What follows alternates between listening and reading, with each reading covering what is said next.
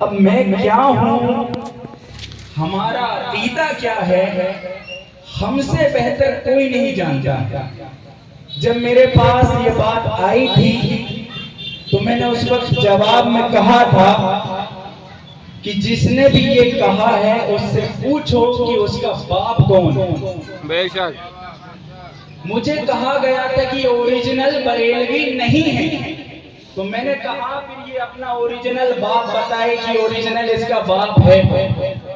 بھائی اوریجنل باپ کون ہے اس کا وہی جانتا ہے، اب اوریجنل بریلوی کون ہے کون جانے گا، خود ہی جانو گا۔ مجھ سے میرا عقیدہ پوچھو کہ میرا عقیدہ کیا ہے۔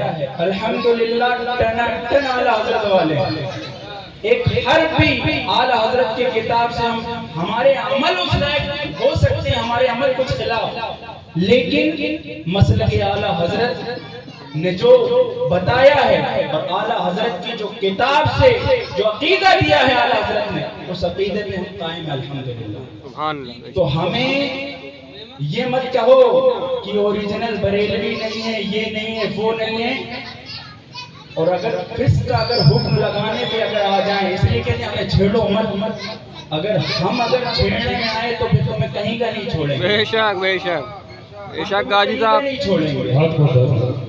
سر کے بال سے لے کر پیر کے ناخن تک، پاؤں کے ناخن سے لے کے سر کے بال تک پورا فسق سے اگر ہمیں تمہیں نہ رنگ دیے تو پھر ہمارا نام بھی کیا بات ہے کیا بات ہے، سبحان اللہ۔ حضرت ہٹ کر چلے وہ ہم سے جسے سر عزیز ہو، کیا بات ہے، ہٹ کر چلے وہ ہم سے جسے سر عزیز ہو، ہم سر فرو کے ساتھ کوئی سر پھرا چلے۔ ہاں ہے، سبحان اللہ۔ اس لیے اب مجھ سے کہا گیا، ابھی ہم بیٹھے تھے کہ بڑا معاملہ چل رہا، میں نے کہا کہ آل محمد کا جو وفادار ہے، آل محمد سے جو جڑ گیا ہے، اس کو ہٹانے کی بہت کوشش کی جائے گی۔ بے شک بے شک۔ آپ دیکھیں شروع اسلام سے کربلا کا معاملہ اٹھا کے دیکھ لیں، ادھر بھی کلمہ پڑھنے والے تھے، ادھر بھی کلمہ پڑھنے والے تھے، تو تعداد میں مت جانا۔ امام حسین علیہ جدی علیہ السلام سے پہلے بھی جو ہے بغض رکھا جاتا تھا، آج بھی جو ہے ان کی نسلوں سے بغض رکھتے ہیں۔ تو ایسے نازوی صفت لوگوں سے ایک ابھی مولانا اٹھا ہے جو کہتا ہے کہ کربلا کی کہانی 90% جھوٹ ہے، معاذ اللہ۔ 90%۔ اچھا چلو ہم جانتے ہیں کہ کچھ چیزیں ہیں جو واقعات غلط ہو سکتے ہیں، لیکن اس کے بعد اس نے یہ جو لفظ کہا، جو تشبیہ دی کربلا کے واقعات کو، مفتی صاحب فلموں کا ڈرامہ سے تشبیہ دی، معاذ اللہ۔ ڈرامے سے تشبیہ دی۔ اب مجھے بتائیے امام علی مقام کی توہین نہیں ہے؟ تم کلمہ پڑھ کے نام لے کر کے اہل بیت پر حملہ کرتے جاؤ اور اعلیٰ حضرت کا نام بدنام کرتے جاؤ، اور ہم لوگ جو ہے چپ بیٹھے، ہم کٹر اعلیٰ حضرت والے ہیں۔ اب انشاءاللہ ہم چپ نہیں بیٹھیں گے، تمہاری سب بول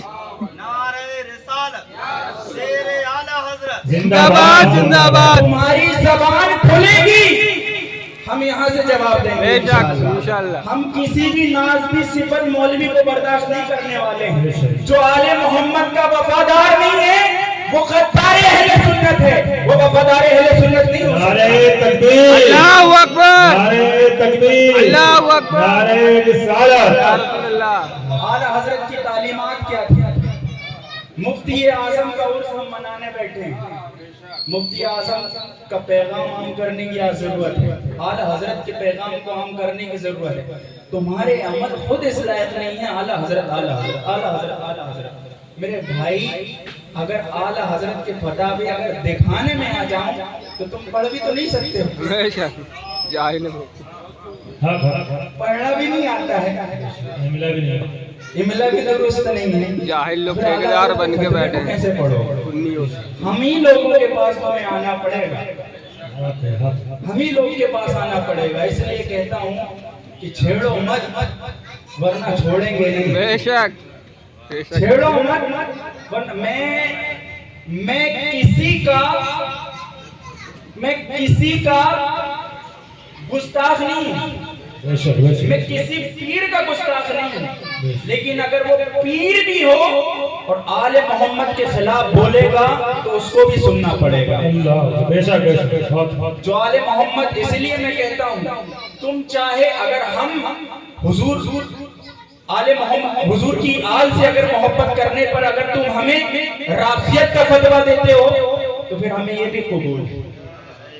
واہ تشیع نام گر باشد ولائے آل مولا را، خدا دانت خدا بینت منم شیعہ۔ اور اب اس کا جواب یہ بھی ہے کہ اگر ہم رافضی تو محدث اعظم بھی رافضی۔ اور سن لو کہ اگر آل محمد سے اگر محبت کرنا یہ شیعت ہے، یہ رافضیت ہے، تو میں ایسی سنیت سے میں ابھی توبہ کرتا ہوں۔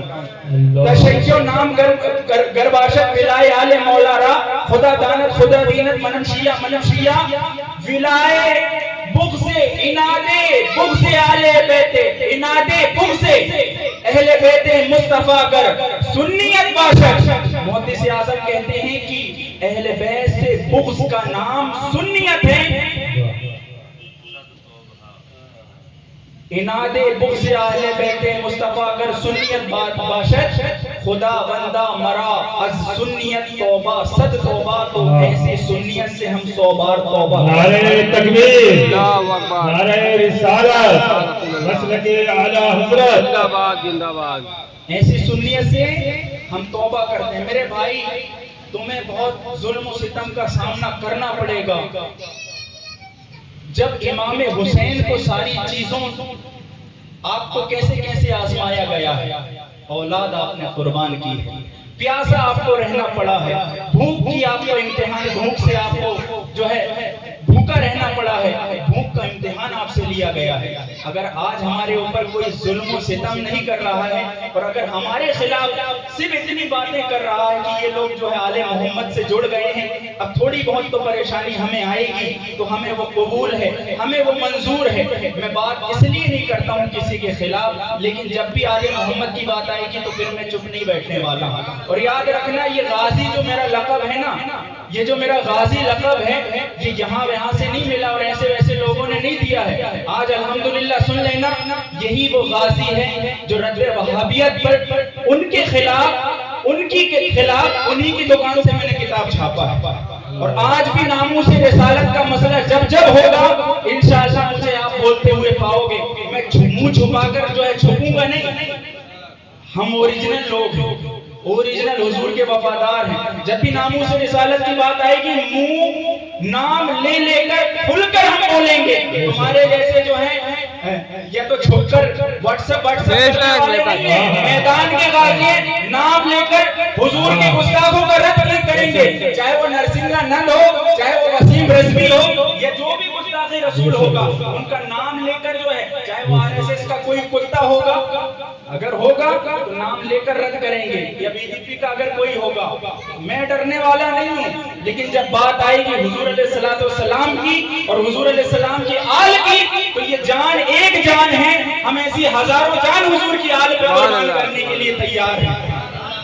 ایک جان نہیں، اعلیٰ حضرت نے کہا کروں تیرے نام پہ جان فدا، نہ بس ایک جان تو جہاں فدا، تو جہاں سے بھی نہیں جی بھرا، کروں کیا کروڑوں جہاں نہیں۔ اور یہ جن کا عرس ہم منانے کے لیے بیٹھے ہیں، ان کا ایک شعر میں پڑھ دے رہا ہوں حضور مفتی اعظم ہند کا۔